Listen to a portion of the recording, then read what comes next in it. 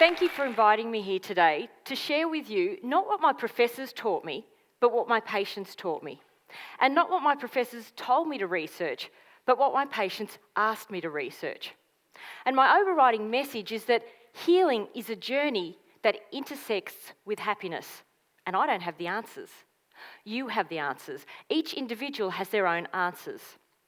I'm here just to offer some guidance about where and how you might find those answers. And bear in mind that what I share comes through the filter of my own experience as a doctor, a clinician, a researcher, as the daughter of a mother who died of lung cancer, and as the carer for my 83-year-old father who has dementia. So let's begin by addressing two big questions, and I mean big. The first question is, what is the cause of disease, of illness, of any departure from health or of personal crisis? Because that's what we tend to think about when we talk about healing. It isn't just our physical wounds, but also our psychological and emotional wounds that we want to heal. And they're all three very intricately related. So although I'll be using the word disease, I'm actually referring to a crisis of any sort, physical, psychological, or emotional. The second question is, how do we heal our bodies, our hearts, and our minds? And to answer both of those questions, I'm going to pose a third question. What if disease were a doorway? Instead of a defect, a dread, a disaster, a demerit point on the scoreboard of life? Because that's how we tend to view disease, as something to be despondent about. But what if instead we decided to view disease as a doorway? What would happen? Maybe, and I'm just putting these things out there for you to consider, maybe disease is a doorway to growth, truth, freedom, wisdom, peace, happiness. The bottom line is, when we walk through a doorway, we don't always know where it's going to lead. Stepping through the doorway requires trust. Trust in life itself. Trust that life wants to sustain life, that life is a constant movement towards growth and self-expression. So doorway could be a metaphor for disease, but it's not a definition. What is disease really? Well, since I'm a medical doctor, I have a very technical definition of disease, and that definition is that a disease or a personal crisis is something I didn't think I needed or wanted, and which is draining my energy or my life force. And because disease tends to impose physical limitations on us, for instance, it might stop us doing something we plan to do either in the short term or in the long term, we tend to view disease as a bad thing because it's getting in the way of my plans. But is it necessarily a bad thing, or is it just a natural part of life? Maybe disease is essential to life. Hands up who here has never in their life experienced any disease. No allergy, no broken bone, infection, cough, cold, sexually transmitted disease. No, that's too much information. Just hands up who's never been sick. I can't see a single hand. In fact, I can't see anything out there because of the light. But disease is universal. It's ubiquitous. Even plants and animals get sick. So if disease seems to be inevitable, why do we get so anxious about it? Disease and crises serve as doorways throughout our life journey. And it's entirely up to us, each individual, whether we choose to walk through the doorway into the unknown or close the doorway and stay on the side of the known and try to hold things together as they are or try to stay safe.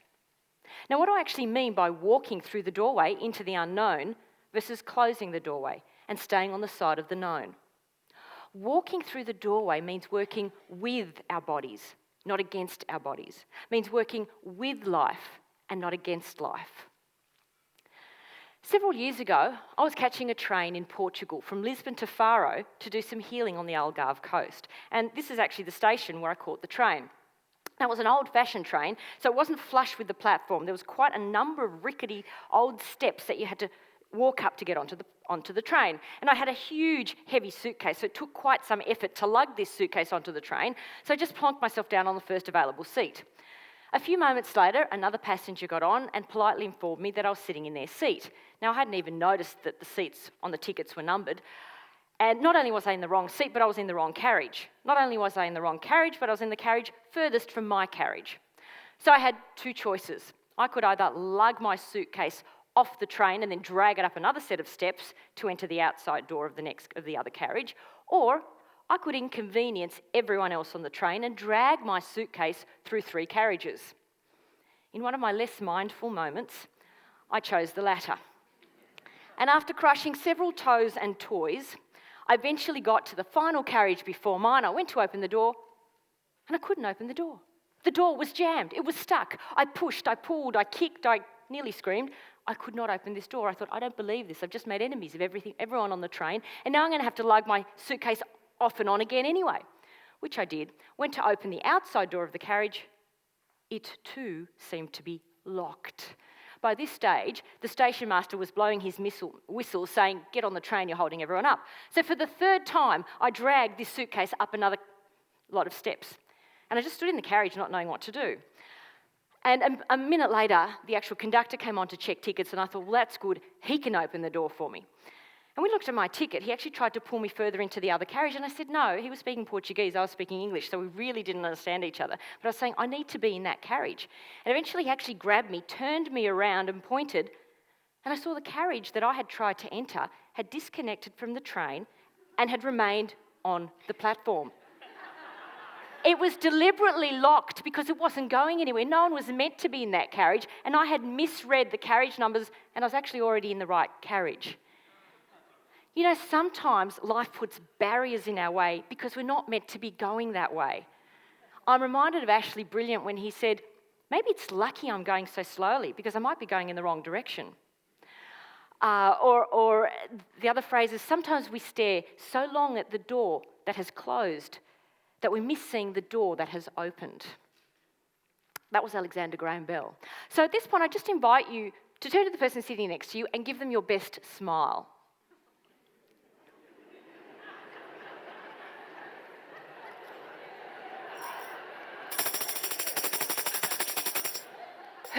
Who raised their eyebrows when they smiled? Did you notice? Because researchers found that if you raise your eyebrows when you smile, the other person will rate you as looking more intelligent than had you not raised your eyebrows. So I've been practicing. But even without the eyebrow raising, we think other people look more intelligent when they smile. So now that everyone in the room thinks everyone else in the room is intelligent, I invite you to take just a moment to share whether there was ever a time in your life when you remember a door had closed and now in retrospect you realise that another door had opened, even if at the time you hadn't realised it. Just take a moment to reflect on that and share with the person next to you. Has that ever happened?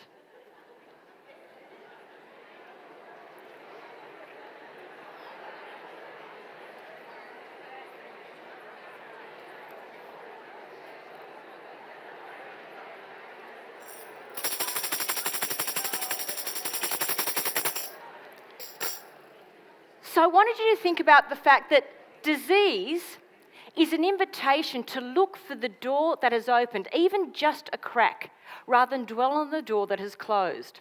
Charles Swindoll remarked that we're all faced with a series of great opportunities, brilliantly disguised as impossible situations. So disease is an opportunity for us to work in cooperation with life, rather than in conflict with life. And that actually entails us pausing when we encounter disease and asking, well, what now? Where to from here? And when we ask, what now, we need to listen with our bodies, our hearts, and our souls for the answer. Because sometimes disease is the body calling out to us. Give me a rest. Feed me better. Take me out for a walk. Sometimes disease is the heart calling out to us. Forgive me. Fulfill me. Fire me up. Sometimes disease is the soul calling out to us. Hear me, know me, allow me to guide you. And when we ask ourselves, what part of me is calling out to me? The answer always comes. But we live such fast-paced, furious, frantic lives, it's like we're going, buzz. How are we supposed to hear anything in all that racket, especially the faint whisper of our intuition? And sometimes, even when we do pause, through meditation, mindfulness, a walk in nature, or just keeping still, sometimes we don't want to hear the answer because it might entail us doing something we don't want to do. Let's take a simple example. You wake up on Monday morning with a head cold, a runny nose, and barely enough energy to hold a toothbrush. And you know what you really need is to stay in bed. But there's a pile of work at the office, you don't want to let down your co-workers, and you don't want your boss to think you're slack. So you drag yourself in anyway. But really, if you listen to the body, you'd know it was crying out for this. Now, by the way, those muffins are fat-free, sugar-free, made with organic wholemeal spelt flour, so it's all good. Now, walking through the doorway would have meant staying home to let healing happen. Closing the door was what you did when you went to work. Now, I'm not making a judgment call about what was the right course of action in that particular circumstance. I know I've dragged myself to work when I shouldn't have. So it's not a value judgment. It's about the observation that if we want to let healing happen, we do need to listen to our inner guidance. The problem with listening to our inner guidance is that it comes with a price. And often that price is having to face our fears, and we tend not to like facing our fears. Now, in this particular instance, it might have been fear of getting behind, fear of letting other people down, fear of losing your job at the end of the year because you took the most time off work. Bobby Darin, musician, composer, actor of Dream Lover fame, he makes a very poignant observation about fear based on his own life. He says there's nothing wrong with being afraid, but there's nothing more wrong than allowing that fear to be your master. Now, Bobby Darin was a very frail child, and from about the age of 8, he had recurrent bouts of rheumatic fever, which left him with a seriously weakened heart. And one day he was in hospital and he overheard a doctor telling his mother that he'd be lucky to live to the age of 16. And he said from that moment on, he lived with a terrible fear that his life would be cut short. But he also said it was that very fear that inspired him to go for it in life, to never hold back, to live his dreams. And he lived till the age of 37 and died after 6 hours of surgery on his heart. But what a rich life of contribution he led. Fear and disease don't have to paralyse us. Sometimes disease is the excuse we didn't realise we needed to go for it in life, to ask ourselves, where am I really going and what would be meaningful? Perhaps even just to look after ourselves rather than everybody else. Let's take a more complex example than our Monday morning. You've developed some back pain. In fact, it's become quite chronic and nothing seems to be helping. You've been to the doctor, the chiropractor, the kinesiologist, the massage therapist, the physiotherapist, the naturopath, the homeopath, the Reiki master. Have I left anyone out? You've seen everybody and it just doesn't seem to be getting better. At the same time, there's been an issue in your intimate relationship. It's just been niggling you. Look, it's not that bad. It's not like your partner's beating you up or anything, but it's there and it's not comfortable. Is the relationship issue related to the back pain? I don't know. But the relationship issue is definitely draining some of your energy, and that might be energy you could use in healing your back. So what to do? If you were to walk through the doorway, that would actually entail possibly facing your fears around conflict or abandonment, because it would mean addressing the issue with your partner. But the benefit might be happiness in the relationship and healing of your back. Alternatively, you could close the door, not move forward, just try and hold things together and keep things going as they are. It's not a value judgment. It's about knowing that we actually do have the choice. So healing is a journey or a process where we move from a state of decline in our energy and our self-expression to a state of growth in our energy and our self-expression. Healing and happiness are moving from a state of contraction to a state of expansion. Healing and happiness are feeling at peace with ourselves and with life. Because the body has the intrinsic capacity to heal. Voltaire observed that the art of medicine consists of amusing the patient while nature cures the disease.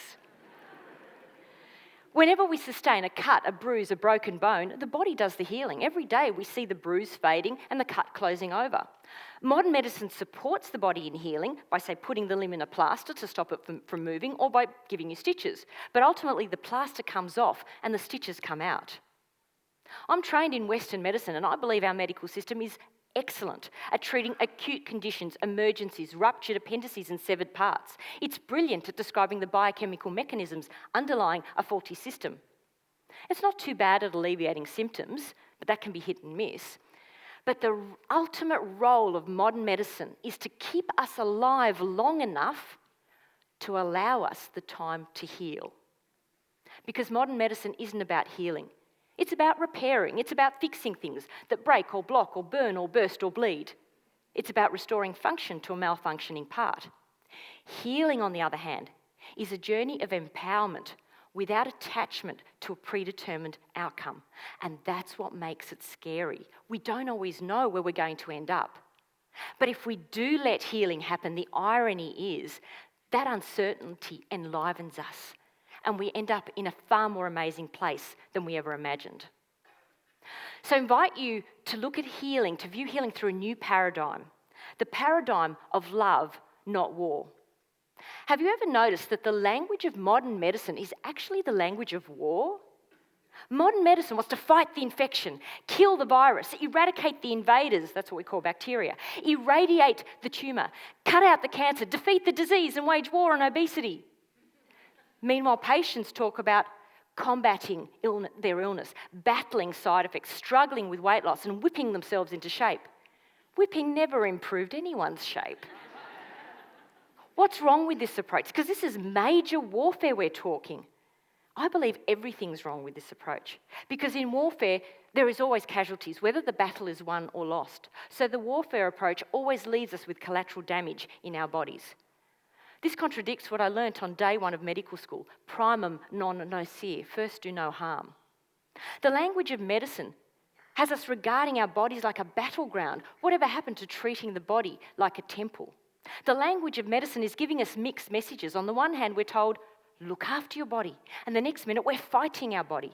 This actually sets up a subconscious resistance to looking after ourselves because in the end, we know we're going to be fighting ourselves. Our body doesn't like mixed messages. And whenever we hear the language of combat and war, we actually tense up and it sets off the stress response. Whenever we hear those kind of words, we actually breathe in a more shallow way. We breathe more rapidly. Our heart rate goes up. Our blood pressure goes up. We start producing cortisol. All of this is counter to health and healing. But whenever we hear the language of love, we relax and we actually produce endorphins, our own endogenous painkillers. What a tremendous difference it would make if we spoke in terms of love and support versus fighting and killing. In 2005, researchers from the Maryland School of Medicine in Baltimore published research where they looked at changes in blood flow in a group of ordinary people who were watching one of two films. The first was the war film, Saving Private Ryan. The second was the comedy, Kingpin. And what they found was that people who watched the war film had a 35% constriction in blood flow, causing strain on the heart.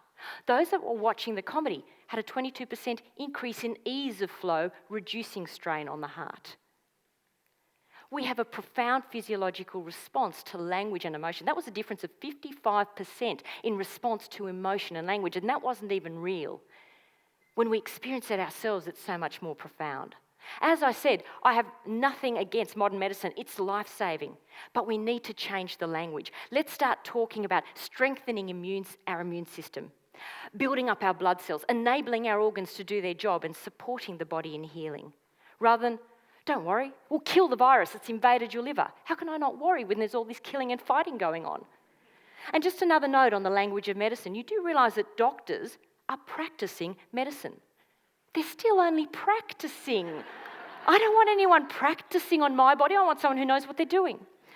So I invite you to look through the eyes of love. And my dad always looked at me through the eyes of love. I can remember when I first moved out of home to live with my boyfriend, things were not going well. And as you do, I rang home and I said, oh, he's treating really badly. And Dad picked up the phone. And I said, I want to come back home and live with you and Mum. And Dad said, if anyone's treating my little girl badly, they need to be punished. You're not coming back home. I'm sending your mother to go and live with the two of you.